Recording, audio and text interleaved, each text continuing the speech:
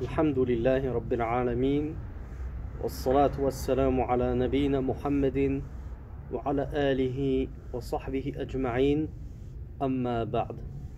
On arrive au chapitre sur les épouses du messager d'Allah sallallahu alayhi wa ala alihi wa sallam. Et le cheikh nous dit donc ذكر أزواجه عليه وعليهن الصلاة والسلام. وأول من تزوج رسول الله صلى الله عليه وعلى آله وسلم خديجة بنت خويلد ابن أسد ابن عبد العزة ابن قصي ابن كلاب. La première femme que le messager d'Allah sallallahu alayhi wa ala alihi wa sallam a épousée est Khadija, fille de Khuwaylid, fille de Asad, fille de Abd al-Uzza, fils de Asad, fils de Abd al-Uzza, fils de Qusay, fils de Kilab. تزوجها وهو ابن 25 سنة. Le messager d'Allah sallallahu alayhi wa alihi wa sallam a épousé Khadija alors qu'il n'avait que 25 ans, tandis qu'elle avait 40 ans révolus. وبقيت معه حتى بعثه الله سبحانه وتعالى فكانت له وزير صدق وماتت قبل الهجرة ب3 سنين وهذا أصح الأقوال. Et le cheikh nous dit que Khadija, depuis son mariage, elle est restée avec le prophète sallallahu alayhi wa sallam, c'est-à-dire en union maritale, jusqu'à ce que Allah subhanahu wa ta'ala fasse de Muhammad un prophète et un messager. Et elle a été un soutien indéfectible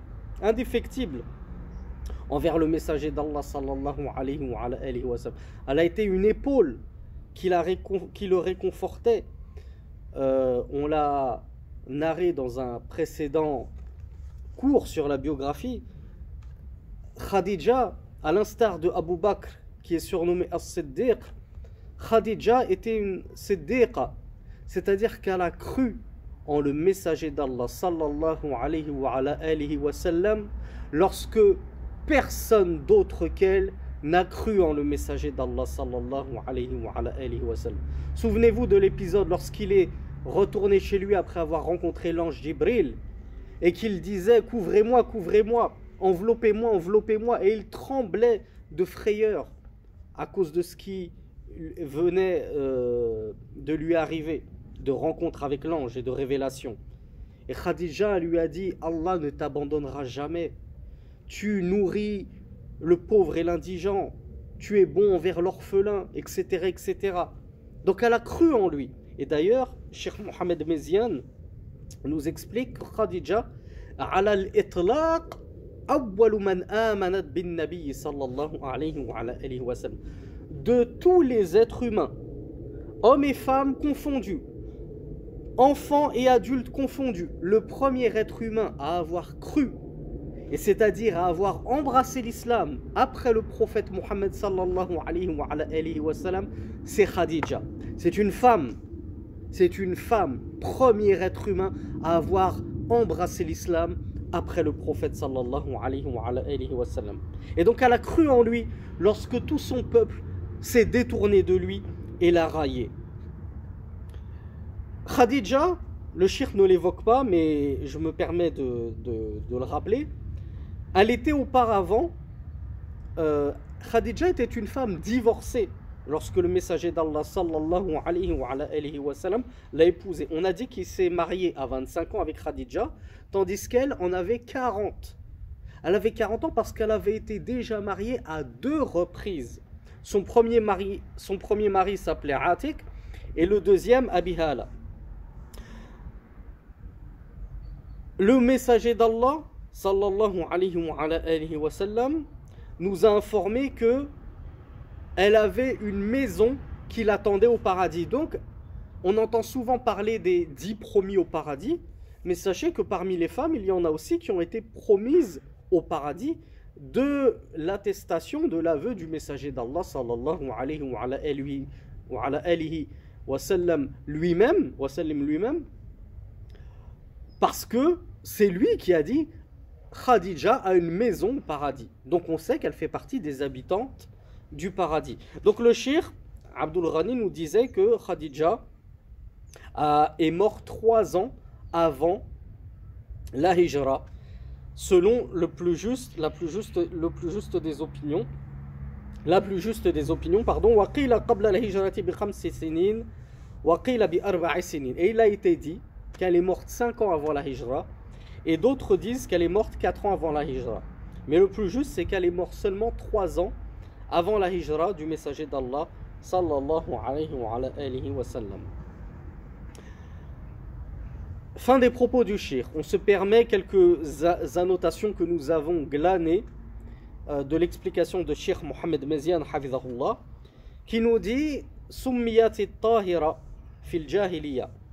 Khadija, elle était nommée la pure. At-Tahira, souvenez-vous de l'enfant du messager d'Allah sallallahu alayhi wa sallam, qu'on surnommait At-Tahir, At-Tayyib, At-Tahir. Eh bien, elle-même, on l'appelait At-Tahira dans la Jahiliya. Avant même l'avènement de l'islam et que le prophète soit fait prophète, Khadija était connue pour être une personne vertueuse, une personne pure, une personne honnête. C'était une femme très respectable.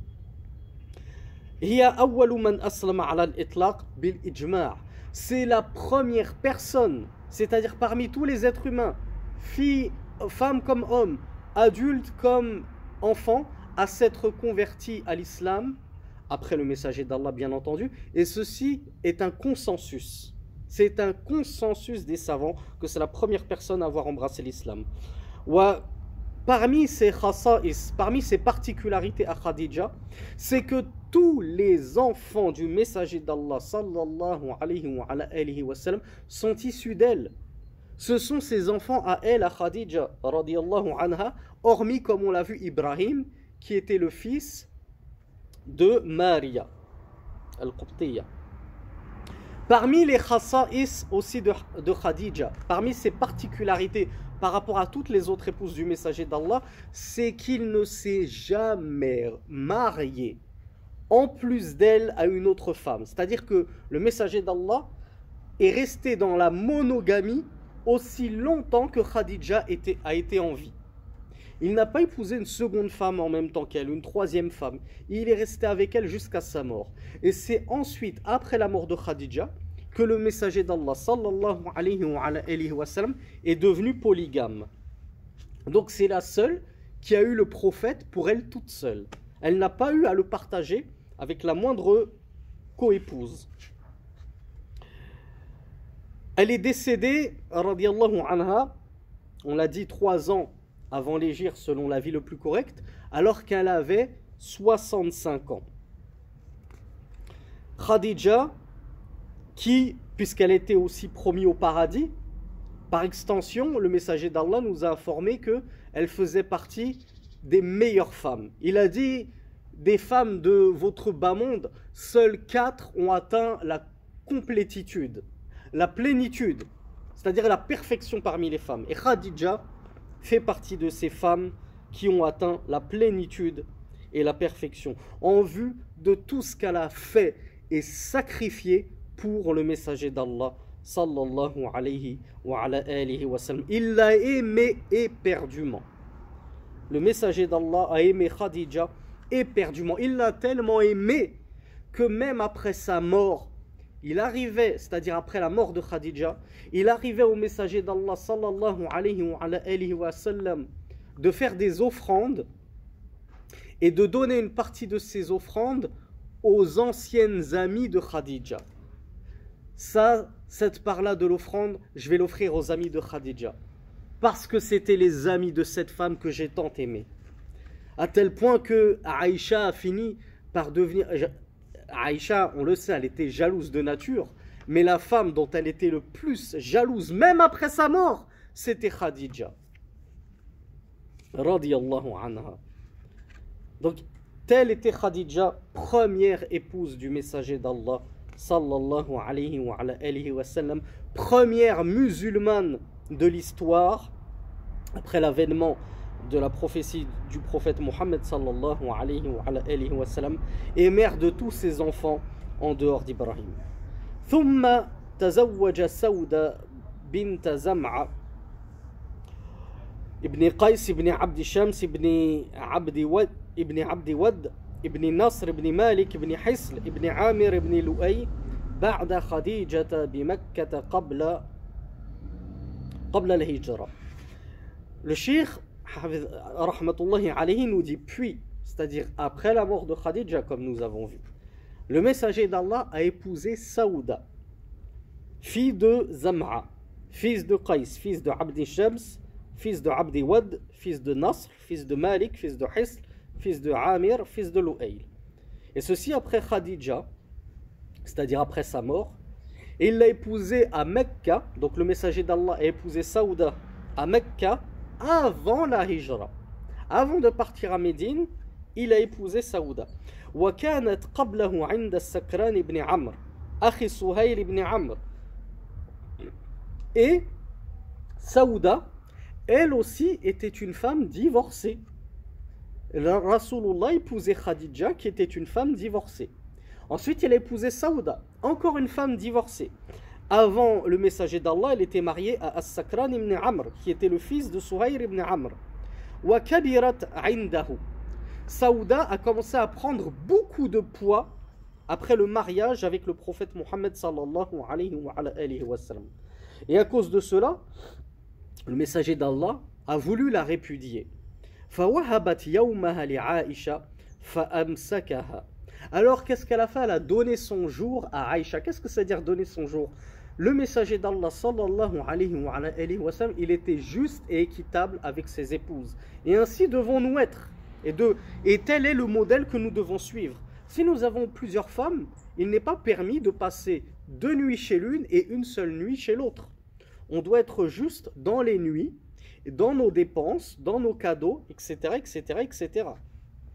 À défaut de pouvoir être juste au niveau du cœur et de donner le même amour à l'une qu'à l'autre, car les sentiments ne se contrôlent pas, et Rasulullah, comme on va le voir, va dire, lorsqu'on lui demande quelle est la personne que tu aimes le plus, il dit Aïcha, il dit pas toutes mes épouses, je les aime toutes de la même façon, c'est pas possible, on le sait bien, mais au moins dans la vie de tous les jours, dans l'entretien, dans le droit au concubinage, soit juste.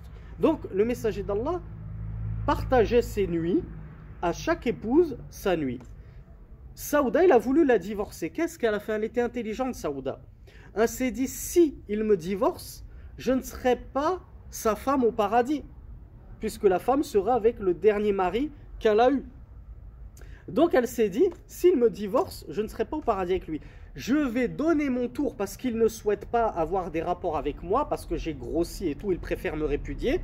Je vais donner ma place, mon tour, à Aïcha. Donc Aïcha aura ma nuit. Et Rasulullah, au lieu de passer la nuit avec moi, il va la passer avec Aïcha. Mon jour, je le donne à Aïcha. Mais en contrepartie, Rasulullah, ne me divorce pas. Laisse-moi faire partie de tes épouses. Le messager d'Allah, sallallahu alayhi wa sallam, a accepté ce compromis. Et alors, il n'a pas divorcé Saouda. Et elle est donc morte comme étant une femme du messager d'Allah sallallahu alayhi wa sallam, et elle le rejoindra bi'idhnillah au paradis. Elle sera son épouse au paradis bi'idhnillah. Cheikh Mohamed Mezian nous dit infarada biha thalatha sanawat wa in aqada ala Aisha qablaha. Cheikh Mohamed Mezian nous dit que Saouda, on a dit que seule Khadija elle a été l'unique épouse qui n'a pas eu à partager le messager d'Allah.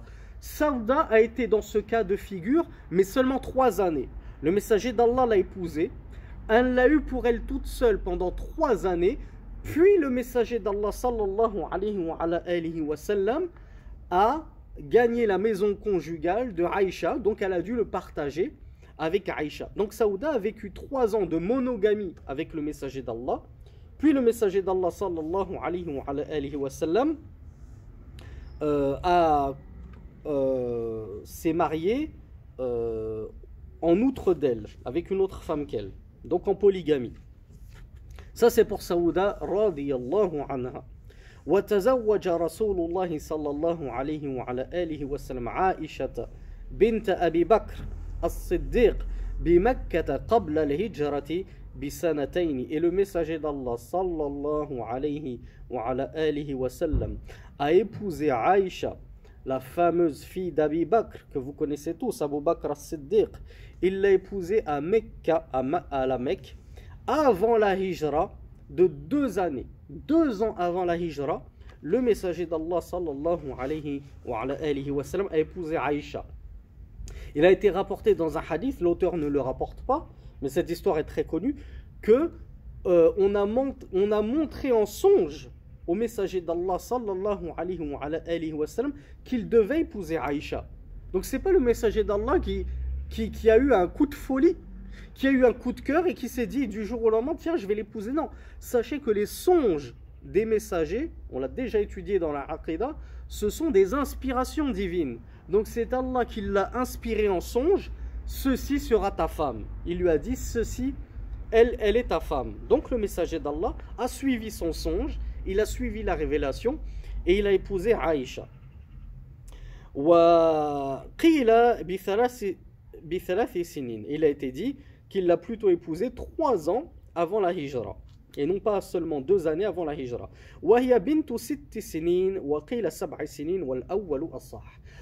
Le messager d'Allah a épousé Aïcha alors qu'elle n'avait que 6 ans et il a été dit 7 ans, mais le premier avis est le plus juste. Le premier avis, c'est qu'elle n'avait que 6 ans.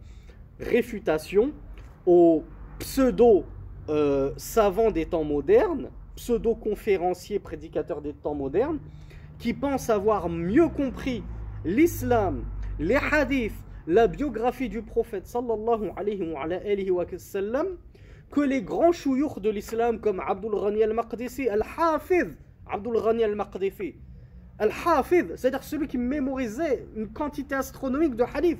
Il pense avoir mieux compris l'islam que An-Nawawi, qu'Ibn Hajar al-Asqalani et tous ces savants qui ont dit que oui, Aïcha avait bien 6 ans lorsque le messager d'Allah l'a épousée. Elle n'avait pas 16 ans, comme on l'entend, non, mais 6 ans, c'est-à-dire 6, parce qu'on ne compte pas la décade. Les Arabes, c'est comme ça qu'ils comptaient. C'est absolument faux. C'est absolument faux. Il ne faut pas avoir honte de son histoire. Il ne faut pas avoir honte du messager d'Allah, sallallahu alayhi wa sallam. Et pourquoi avoir honte alors qu'à l'époque, c'était coutume? Pensez-vous, mes frères et sœurs, que si épouser une fille de 6 ans à l'époque du messager d'Allah, dans la région du messager d'Allah, la Mecque, d'une région à l'autre, les coutumes et les traditions diffèrent et divergent. Vous pensez que si c'était un acte, comme on l'entend odieusement, de pédophilie, que c'était un scandale, etc., vous pensez que les Mécois, associateurs, idolâtres, qui n'attendaient qu'un faux pas pour faire tomber le prophète, se seraient privés d'une telle occasion pour le faire tomber et souiller sa réputation devant tout le monde? Ah, regardez ce pédophile, il épouse des petites filles de 6 ans. Personne n'a rien dit. Pourquoi? Parce que c'était normal. À l'époque, c'était normal. Et il faut faire une distinction entre épouser une femme, une fille, et avoir des rapports avec elle, ou rejoindre le domicile conjugal. Là, on n'est pas en train de dire que le messager d'Allah, il a cohabité avec elle lorsqu'elle avait 6 ans. Absolument pas. Il l'a juste épousée. C'est quoi épouser? C'est passer un contrat de mariage. Voilà, je l'ai épousée, c'est ma femme. Ça ne veut pas dire que tout de suite, elle doit me rejoindre à la maison et nous faisons ce que tous les couples font. Non, on le verra, ça n'a été que lorsqu'elle a eu 9 ans. Donc, le cheikh nous dit وَبَنَا بِهَا بَعْدَ الْهِجْرَةِ بِالْمَدِينَةِ وَهِيَ بِنْتُ 9 سِنِينَ. Et le messager d'Allah sallallahu alayhi wa sallam, seulement après la hijra à Médine, il a, alors qu'elle était âgée de 9 ans à ce moment-là, l'a introduite dans le domicile conjugal. Et là, c'est devenu sa femme et il lui était permis de faire tout ce qu'il voulait avec sa femme. على رأس 7 أشهر وقيل على رأس 18 شهرا. Donc il y en a qui ont dit que c'était après la hijra à la tête, c'est-à-dire 7 mois, au début de 7 mois après la hijra, et certains disent que c'était au début de 18 mois après la hijra. À 9 ans, les savants, comme je vous l'ai dit, déjà se marier à 6 ans, si c'était inconcevable à l'époque, les idolâtres ne se seraient pas gênés pour lui tomber dessus. sur le messager d'Allah sallallahu alayhi wa sallam. Alors que dire à 9 ans? À 9 ans, il y avait des filles qui étaient femmes. Ça y est, elles étaient femmes, elles étaient harmonieusement constituées, à tel point que le cheikh Mohamed Meziane nous rapporte de l'imam Ash-Shafi'i lui-même. C'est l'imam Ash-Shafi'i lui-même qui dit: j'ai vu une grand-mère de 21 ans. Qu'est-ce que ça veut dire une grand-mère de 21 ans? Ça veut dire qu'elle a dû se marier très très jeune. Par exemple, elle aussi, elle s'est mariée et elle a conçu un enfant à 9 ans ou 10 ans, et que sa fille elle-même a dû se marier et concevoir un enfant à 10 ans. De sorte que lorsqu'elle a eu 21 ans, elle n'était pas simplement mère, elle était grand-mère. Est-ce que ça choquait qui que ce soit? Est-ce que l'imam Shafi'i dit c'est choquant, c'est scandaleux? Non, c'est normal, j'ai vu ça. J'ai déjà vu ça, c'est normal, ça existe. Dans certaines régions, et à ces époques-là, c'était quelque chose de normal. Pourquoi vouloir prendre des événements d'il y a 1400 ans et essayer de les comprendre aujourd'hui, dans notre contexte à nous, avec nos mentalités à nous? On ne peut pas.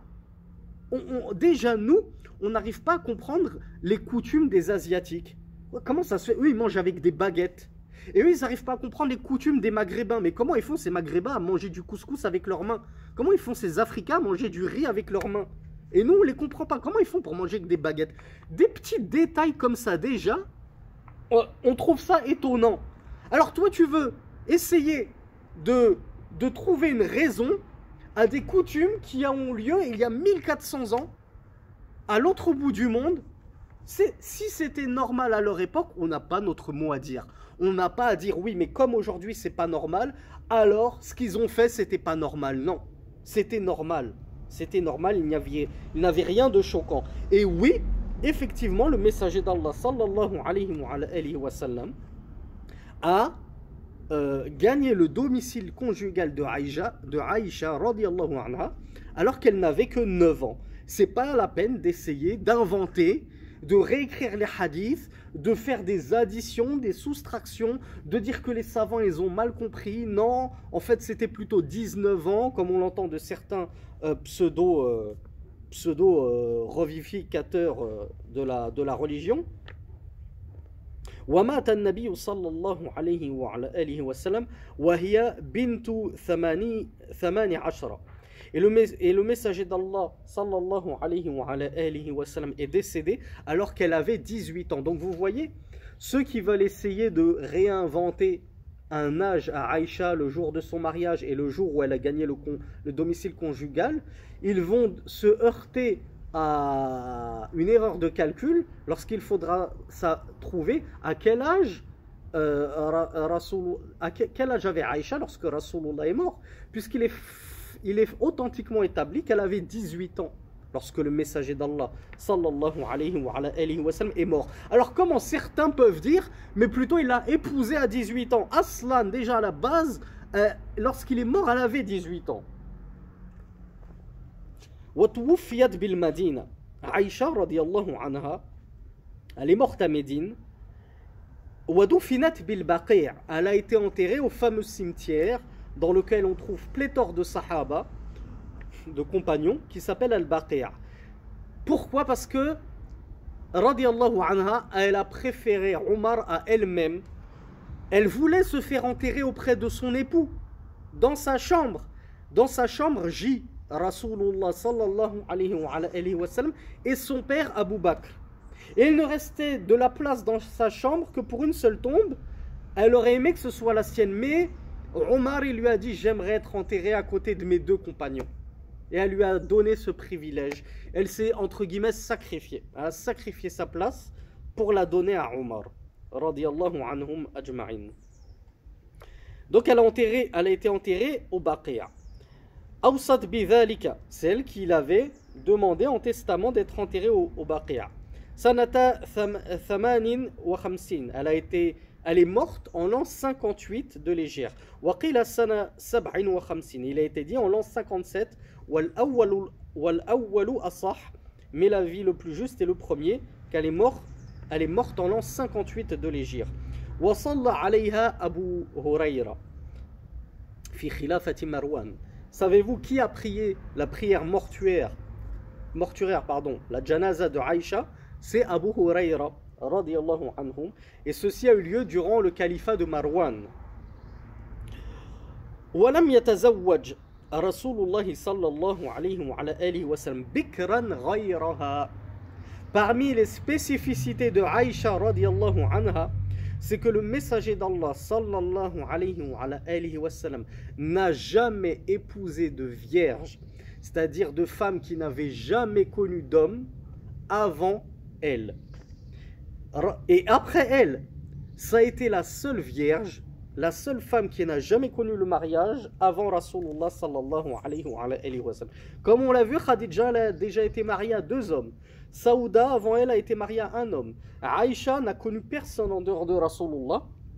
Et toutes les autres femmes que Rasulullah épousait, elles avaient déjà connu au moins 1 homme. Donc parmi les spécificités qui la distinguaient de toutes ses autres co-épouses, c'était que c'était la seule vierge que Rasulullah sallallahu alayhi wa sallam a épousée.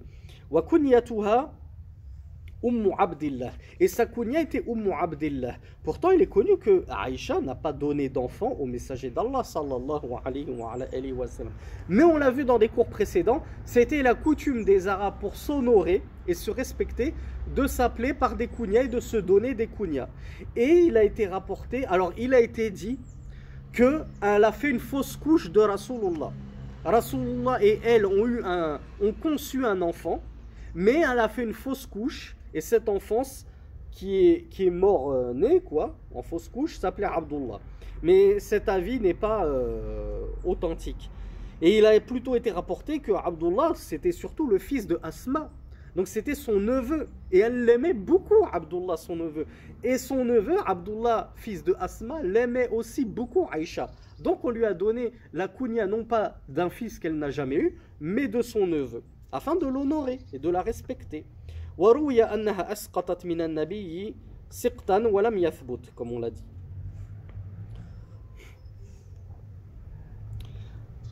Ça n'a pas été rapporté par le Cheikh Abdel Ghani al-Maqdisi. Ce sont des petites annotations que je vous ai retranscrites du Sharh de Cheikh Mohammed ibn Ziyan hafidhahullah. Il nous dit هي من أفقه الأمة والمكثرين من رواية الحديث. Aïcha, je pense que vous le savez, elle fait partie des plus savantes femmes de la communauté. Et on pourrait même enlever le mot femme. Au lieu de dire elle fait partie des plus savantes femmes de la communauté, on pourrait même dire sans honte, sans sourciller, sans machisme, elle fait partie des plus savants de la communauté, tout court. Parce qu'elle a devancé bien des compagnons en termes de science. Pléthore de compagnons venaient lui demander des fatwas.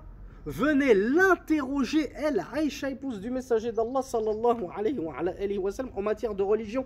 Elle fait partie de ceux qui ont le plus rapporté de hadith du messager d'Allah sallallahu alayhi wa sallam.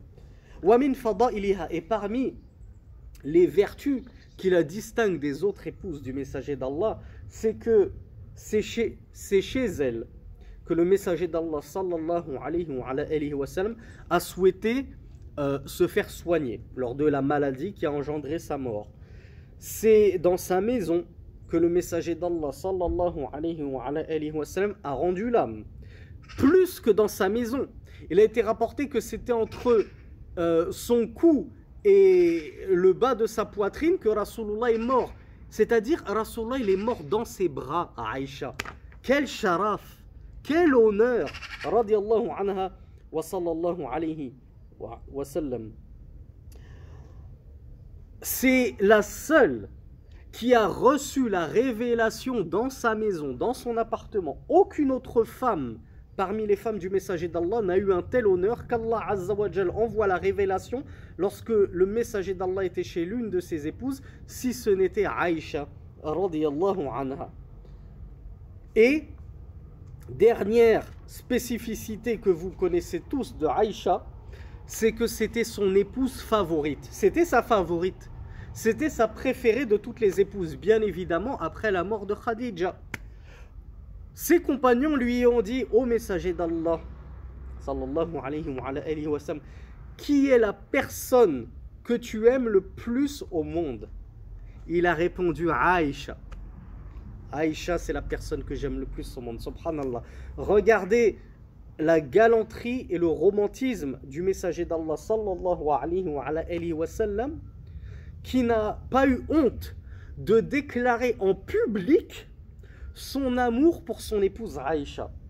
Et nous, musulmans 2022, on croit que c'est être un rajoul, c'est faire preuve de virilité que de ne jamais dire je t'aime à nos épouses et de leur parler comme des serpillères, comme des moins que rien, et d'être dur envers elles. Et on se dit c'est normal, c'est comme ça, c'est bonhomme, c'est comme ça qu'elles aiment les hommes, elles aiment les bad boys. Subhanallah, subhanallah, quelle méconception.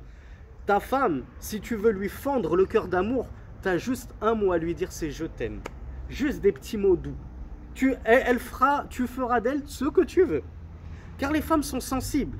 Rasulullah, il a déclaré son amour pour Aïcha au monde entier. Il savait que toutes ces paroles allaient être reprises dans le monde entier. Allah l'a envoyé pour ça, pour nous montrer sa sunna et pour que sa sunna soit propagée au monde entier. Il ne s'est pas dit, si je dis que la personne que j'aime le plus au monde c'est Aïcha, les hommes vont devenir des omelettes.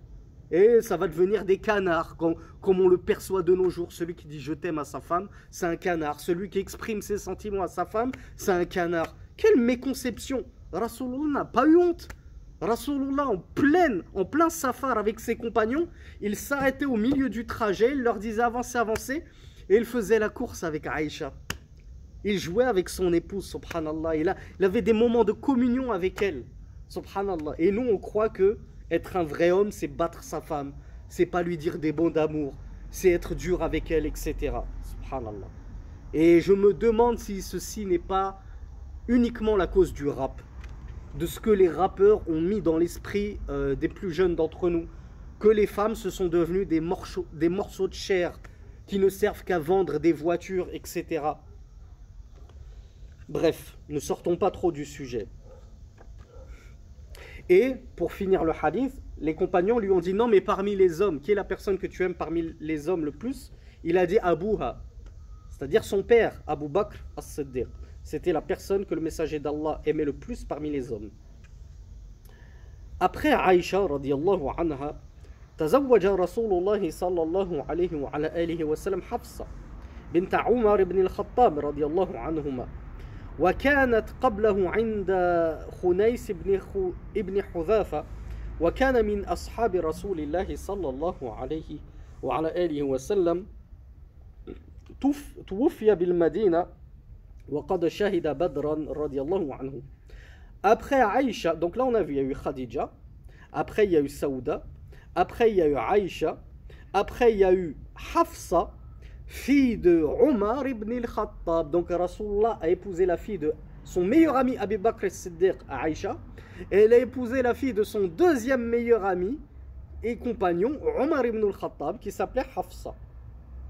Hafsa, encore une fois, comme toutes les autres en dehors de Aïcha, elle n'était pas vierge. Elle avait connu un homme, elle a connu le mariage avant Rasulullah sallallahu alayhi wa sallam. Et son époux avant Rasulullah, c'était lui-même un compagnon du messager d'Allah sallallahu alayhi wa sallam, qui a assisté à la bataille de Badr et qui est mort à Médine et qui s'appelait Khunais ibn Hudhafa radiyallahu anhu. ويروى أن النبي صلى الله عليه وعلى آله وسلم طلقها فأتاه جبريل عليه الصلاة والسلام فقال إن الله يأمرك أن تراجع حفصة فإنها صوامة قوامة وإنها زوجتك في الجنة. والحديث وخرجه الطبراني وصححه الإمام الألباني.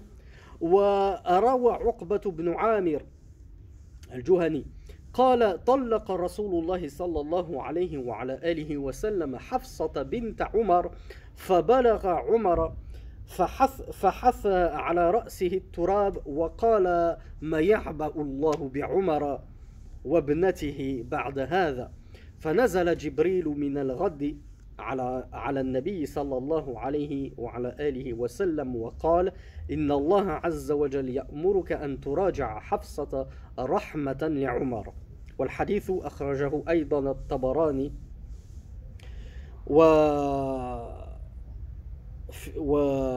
وقال الهيثمي في المجمع رواه الطبراني وفيه عمرو بن صالح الحضرمي ولم أعرفه وبقية رجاله ثقات. Concernant Hafsa, il a été rapporté, et c'est ce qui est apparent dans deux hadiths, que le messager d'Allah sallallahu alayhi wa sallam l'a répudié. Et Cheikh Mohammed Mezian, hafizahullah, dans son explication, ne dit pas que cette histoire est fausse, non authentique, non fiable. Donc il semblerait que ce soit authentique. Rasulullah aurait répudié Hafsa, et alors l'ange Jibril lui serait venu et lui aurait dit: Allah t'ordonne de reprendre Hafsa. Sachez, mes chers frères, mes chères sœurs, si vous n'êtes pas au courant du fiqh du zawaj et du talaq, qu'une femme, lorsqu'on la répudie, on a une période de 3 menstrues pour la ramener à un état marital. C'est-à-dire sans renouveler le contrat de mariage, reprendre un wali, 2 témoins. Tu as 3 menstrues, durant cette période de 3 menstrues, tu lui dis « Raja'tuki », c'est bon, je te reprends, tu es mon épouse. Et ça y est, on reprend la vie maritale normalement, sans nouveau contrat. Et ça, on a le droit de le faire 2 fois. 3e fois que tu la divorces, pour la récupérer, elle est obligée d'épouser un autre homme que toi, de consommer le mariage avec cet homme et d'attendre que cet homme la divorce pour une raison valable, sans stratagème. Donc l'ange Jibril lui a dit: Allah t'ordonne de la récupérer, c'est-à-dire de la reprendre en tant que femme, car elle jeûne beaucoup, elle prie beaucoup, c'est-à-dire la nuit, et elle est ton épouse au paradis. Et ce hadith, il a été authentifié par Sheikh Al-Albani, et il est rapporté par At-Tabarani. Et dans une autre version, il a été rapporté que Rasulullah l'a divorcée, Hafsa radiallahu anha, et lorsque la nouvelle de son divorce est parvenue à Omar, il a versé de la terre sur lui, de la poussière sur lui, par dépit et désespoir. Et il a dit, en gros, qu'est-ce qu'Allah va faire de moi et de ma fille? En gros, si Rasulullah il a divorcé ma fille, qu'est-ce que je peux espérer d'Allah? Donc il commença à être profondément triste de cette nouvelle. Alors, l'ange Jibril est venu le lendemain à Muhammad sallallahu alayhi wa sallam et lui a dit: Allah t'ordonne de récupérer Hafsa par miséricorde envers Omar. Allahu Akbar. Par contre, ce deuxième hadith, il n'est pas authentique. Mais il prouve que le messager d'Allah avait bien divorcé Hafsa. Et Cheikh Mohammed Mezian, hafizahullah, nous dit que la sagesse de cela, c'était de montrer, de donner un panel d'illustration à la Ummah de ce qui peut se passer durant un mariage. Un panel d'illustration à la Ummah des différents cas de figure qu'on peut rencontrer dans le mariage et dans le divorce. Rasulullah a épousé des veuves, il a épousé des vierges, il a épousé des femmes divorcées, il a divorcé des femmes, et on va voir d'autres exemples, Inch'Allah, de différents cas de figure de mariage, et Cheikh Mohammed Mezian nous dit ça c'est une hikmah. Après tout, comment savoir comment récupérer ta femme lorsque tu la divorces? Eh bien on le tient de la sunna. Rasulullah sallallahu alayhi wa sallam l'a dit par sa parole, il l'a aussi fait avec ses actes, dans sa propre vie personnelle. وتوفيت رضي الله عنها سنة 27 وقيل سنة 28 عام إفريقيا. Et Hafsa radiallahu anha est morte en l'an 27 et il a été dit en l'an 28, c'est-à-dire après la Hijra, durant l'année de l'Afrique. L'année de l'Afrique, c'est-à-dire durant l'année de la conquête de l'Afrique. Ça, c'était pour Hafsa radiallahu anha. Le cheikh ne l'évoque pas, mais Hafsa, la petite histoire, c'est que Omar, radiallahu anhu, à la base, il l'avait proposé à Uthman ibn Affan. Il est allé voir Uthman ibn Affan et il lui a dit: je veux te donner Hafsa en mariage. Uthman ibn Affan a refusé poliment. Pourquoi? Parce qu'il avait déjà en tête d'épouser Kalthoum, la fille de Rasulullah. Donc il préférait épouser la fille de Rasulullah plutôt que la fille de Omar. Donc il a refusé poliment. Ça a un peu contrarié Omar. Omar est parti voir Abu Bakr as-Siddiq radiallahu anhuma et lui a dit: je veux te donner Hafsa en mariage. Mais Abu Bakr a décliné poliment. Et là vraiment Omar a été contrarié. Il se dit, mais subhanallah, qu'est-ce qu'il y a? Elle ne vous plaît pas, ma fille? C'est pas une fille de bonne famille. Qu'est-ce qu'ils ont à refuser ma fille? Donc il a été contrarié. Mais Abu Bakr ne l'a pas fait sans raison. Peu de temps après, le messager d'Allah sallallahu alayhi wa sallam a demandé à Omar de lui donner Hafsa en mariage. Comme on l'a vu dans le hadith, elle sera son épouse au paradis, Inch'Allah. Donc Omar a été fou de joie. À ce moment-là, Abu Bakr est venu le voir. Il lui a dit, peut-être que tu as été contrarié par mon refus. Et Omar lui a dit oui. Il lui a dit, si ce n'était que j'avais entendu le messager d'Allah sallallahu alayhi wa sallam évoquer Hafsa, j'aurais accepté. Mais comme Abu Bakr savait que Muhammad sallallahu alayhi wa sallam la convoitait, il s'est retiré pour ne pas entrer en compétition avec le messager d'Allah sallallahu alayhi wa sallam. Regardez la noble attitude de Abu Bakr. Donc voilà pour la petite histoire de Hafsa. وتزوج رسول الله صلى الله عليه وعلى آله وسلم حبيبة بنت أبي سفيان. Le messager d'Allah sallallahu alayhi wa sallam a épousé Habiba, que vous connaissez peut-être, il me semble qu'on l'a évoqué, et qui est la fille de Abi Sufyan. Abi Sufyan, père de Muawiyah, wa ismuha Ramla bint Sakhr ibn Harb Abi Umayya ibn Umayya ibn Abd Shams ibn Abd Manaf. Safiya, Habiba, son prénom c'est Ramla. Elle s'appelait Ramla. Elle était, on l'a vu, elle était la fille de Abi Sufyan. Mais Abi Sufyan, c'est sa kunya. Quel était son nom? C'était Sakhr ibn Harb. Donc elle était Ramla, fille de Sakhr, fils de Harb, fils de Umayya, fils de Abd Shams, fils de Abd Manaf. Cheikh Mohamed Mezian nous explique qu'elle était la plus proche du messager d'Allah en termes de généalogie. Ils avaient un ancêtre commun. C'était la plus proche du messager d'Allah en termes de généalogie. Hajarat ma'a zawjiha Ubaydullah ibn Jahsh ila ardi al-Habasha fatanassara bil-Habasha wa atamma Allahu laha al-Islam. L'histoire Habiba, on l'a très succinctement narrée dans un cours précédent. On a dit qu'elle avait fait la hijra. Ah, donc encore une fois, elle était mariée. Avant Rasulullah, elle a connu un homme. Elle a fait sa hijra avec son mari, qui s'appelait Ubaydullah ibn Jahsh, vers l'Abyssinie, comme on l'a dit. Et qu'est-ce qui s'est passé? Pour ceux qui ont une bonne mémoire et qui se souviennent de ce qu'on a raconté, qu'est-ce qu'il a fait son mari une fois arrivé en Abyssinie? Alors que le Najashi lui-même, qui était chrétien, il a accepté l'islam. Lui, ce Ubaydullah, il a fait le chemin inverse. Il était musulman. Et regardez, c'est pour ça que Rasulullah nous a enjoint de toujours demander al-thabat, le raffermissement sur cette voie, sur l'islam, sur la sunna, sur le minhaj des salafus salih. Ne pensez pas que parce que vous êtes salafi maintenant, vous allez mourir sur la salafia. Ne pensez pas que parce que vous êtes musulman maintenant, vous allez mourir sur l'islam. Allahu a'lam. Allah seul sait ce qu'il va advenir de nous. Regardez, Ubaydullah, il était à ce moment-là compagnon du messager d'Allah. Donc il faisait à ce moment-là mais partie des meilleurs des hommes sur terre. Il était musulman. Plus que cela, il a fait la hijra. Imaginez, la hijra, il faisait partie des muhajiroun. Vous savez que parmi les meilleurs compagnons du messager d'Allah, les meilleurs compagnons du messager d'Allah étaient les muhajiroun. Il a fait partie des muhajiroun.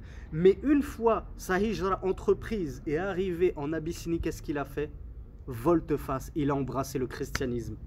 Il a abjuré, il a apostasié, il a quitté l'islam et il est devenu chrétien et il est mort dans son kufr. Il est mort dans son christianisme. Wal'ayadhu billah. Et Habiba, elle a persévéré sur la foi. Elle a persévéré sur l'islam. Cheikh Mohamed Mezian nous dit Aslamat qabla abiha wa akhiha Muawiya. Habiba s'est convertie bien avant son père Abu Sufyan et bien avant son frère Muawiya. Muawiya, fils de Abi Sufyan. Muawiya était le frère de Habiba, mais elle les a devancés dans l'islam, en islam. وتزوجها رسول الله صلى الله عليه وعلى آله وسلم وهي بأرض الحبشة Rasulullah l'a épousée alors qu'elle se trouvait encore en Abyssinie. C'est-à-dire il a envoyé quelqu'un pour demander sa main alors qu'elle était en Abyssinie. أصدقها عنه النجاشي ب400 دينار بعث رسول الله صلى الله عليه وعلى آله وسلم عمرو بن أمية الضمري فيها إلى أرض الحبشة يعني ليخطبها. Donc le cheikh Abdul Ghani al-Maqdisi nous dit que An-Najashi lui-même, le roi d'Abyssinie, c'est lui-même qui a pris en charge la dot de Habiba. Rasulullah n'a pas eu besoin de payer la dot. An-Najashi a dit sa dot, c'est pour moi. C'est mon cadeau pour Rasulullah. Je vais payer à la place du messager d'Allah la dot de Habiba. Et il lui a donné une dot exceptionnelle. Le cheikh Abdul Ghani al-Maqdisi nous dit c'était une dot de 400 dinars. Alors que les dots habituelles du messager d'Allah étaient de 400 dirhams. Lui a donné 4, et le dirham c'était la monnaie en argent. Lui lui a donné 400 dinars d'or. Donc elle a une dot exceptionnelle pour montrer un petit peu la valeur qu'avait Habiba. Le messager d'Allah a envoyé Amr ibn Umayya al-Damri pour aller demander sa main en Abyssinie. Donc le messager d'Allah sallallahu alayhi wa sallam ne s'est pas déplacé lui-même. Et ça, encore une fois, regardez la hikmah dans tous ces mariages. On va, Inch'Allah, dans le deuxième cours, la deuxième partie, évoquer une partie des hikam, des sagesses qui découlaient des différents mariages du messager d'Allah. Et donc, parmi ces sagesses, il y a le fait, comme je vous l'ai dit, de montrer à la Ummah comment faire, comment se marier, comment divorcer, comment déléguer son tutorat ou sa tutelle. Le messager d'Allah, il n'a pas épousé directement Habiba, il a fait procuration. Donc on en tient de ce mariage-là qu'on a le droit de faire procuration. Toi, après, si tu veux épouser une femme et qu'elle est loin, tu peux envoyer quelqu'un, lui dire vas-y, tu avais prévu de voyager là-bas, vas-y et épouse-la en mon nom. Contracte le mariage avec son wali, avec son tuteur, en mon nom. Je te fais procuration. Tu es mon wakil. Qui a été son wali à Habiba, puisque elle n'avait plus de mari et qu'en plus de toute façon son mari était devenu chrétien, donc il n'aurait pas pu être son tuteur. Qui a été le tuteur du mariage, ou plutôt qui a été le tuteur Habiba durant son mariage? Il a été rapporté 3 versions. Le cheikh Abdel Ghani nous dit Waliya nikahaha Uthman ibn Affan. Première version, c'est que c'est Uthman ibn Affan qui a endossé le tutorat Habiba pour son mariage avec Rasulullah, sachant qu'ils avaient un lien de parenté. Uthman, c'était le fils de sa tante maternelle. Uthman était le fils de la tante maternelle Habiba, donc ils étaient cousins germains.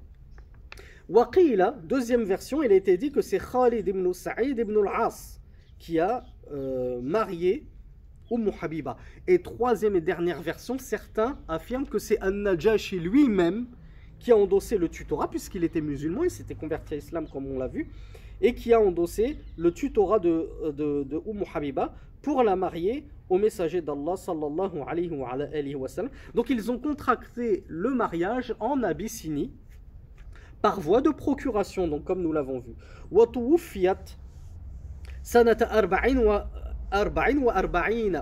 Elle est morte en l'an 44 de l'Hégire, radiyallahu anha.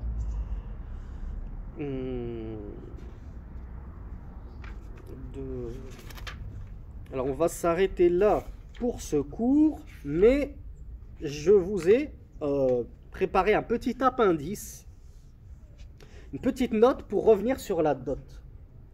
On a donné dans un cours, je crois il y a 4 ou 5 ans, et le cours il est disponible dans la toute première playlist de notre modeste chaîne sur, je crois que c'est les erreurs. On avait enseigné un livre de Cheikh Salih al-Sheikh exceptionnel qui s'appelle Al-Minzar fi bayani kathir min al-akhta' al-sha'i'a. Un livre qui traite de toutes les erreurs très connues, que ce soit dans la aqida, dans le fiqh. Donc on avait donné un cours là-dessus sur les erreurs dans les cérémonies de mariage. Et on avait parlé de la dot. Et on avait expliqué que le messager d'Allah sallallahu alayhi wa sallam nous a incité à donner de petites, pas nous à donner de petites dots, mais il a incité les femmes et leurs tuteurs à ne pas être trop gourmand sur la dot et réclamer des 1000 et des 100, comme on le voit tristement de nos jours dans beaucoup de pays. Pas seulement en France, dans beaucoup de pays. En Égypte, je sais que les dots sont faramineuses. Parmi les dots, bref, là n'est pas le sujet. Et Rasulullah a dit que parmi les mariages les plus bénis sont ceux qui ont la plus petite dot. Rasulullah avait dit à un compagnon qui voulait épouser une femme et qui n'avait rien à lui offrir comme dot, retourne chercher ne serait-ce qu'une bague en fer. Ne serait-ce qu'une bague en fer à lui donner en dot. Regardez là le minimum syndical. Nous avons donc dit que Habiba elle a reçu 400 dinars de dot. Cependant, nous avions dit que les dots moyennes du messager d'Allah pour toutes ses épouses, c'était 400 dirhams. Et nous avions dit dans ce cours qui remonte à... J'avais fait le calcul de ce cours qui remonte à plus de 4 années, au cours de l'argent actuel, c'est-à-dire d'il y a 4 ans, j'avais dit que c'était à peu près 700 euros. J'ai recalculé de nos jours avec le cours de l'argent et je suis tombé à 773 euros. 773 euros, c'était l'équivalent de ce qu'avait donné aujourd'hui, de ce qu'avait donné Rasulullah à ses épouses en dot. Maintenant, on a des gens qui disent 1000 euros, c'est pas assez. C'est déjà plus que la dot de Rasulullah. Il y a des Ash'ari, Ikhwani, que je ne citerai pas pour ne pas faire leur pub, qui disent vous racontez n'importe quoi, la dot ça doit pas se calculer en argent, il faut prendre le cours de l'or. Parce que le cours de l'or, il est beaucoup plus important que l'argent. Si on prend le cours de l'or, on en vient à une dot de 7196 euros. Alors, qu'est-ce qui est le plus tangible? Quelle est la dot qui se rapproche le plus des hadiths prophétiques?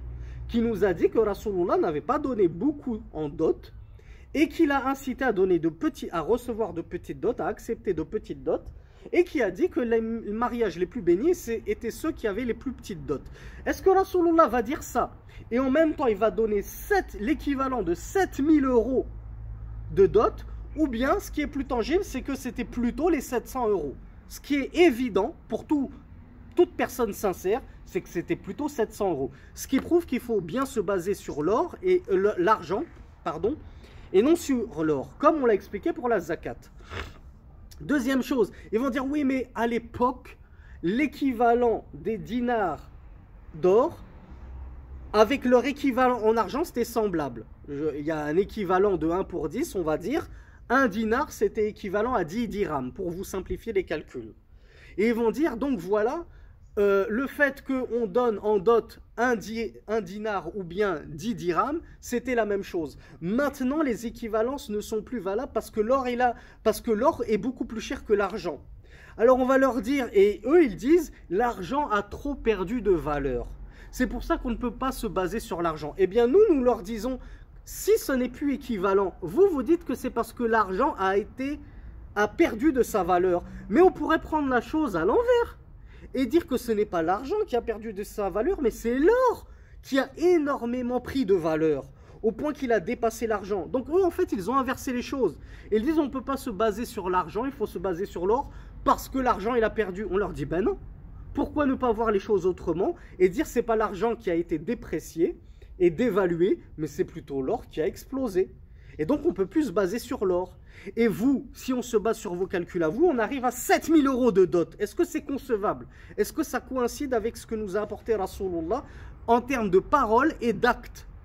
On voit que plutôt lorsqu'on calcule avec l'argent, c'est plutôt ça qui corrobore la sunna du messager d'Allah. Donc, nous affirmons et nous insistons, c'est faux de prétendre qu'il faut se baser sur l'or. Wallahu a'lam. Il faut plutôt se baser sur l'argent. Et on arrive donc à une dot sunna que le messager d'Allah a lui-même donné, qui était dans les équivalents, à l'époque en tout cas, de 773 euros. Hada wallahu a'lam. Wa sallallahu ala nabina Muhammad walhamdulillahi rabbil alamin.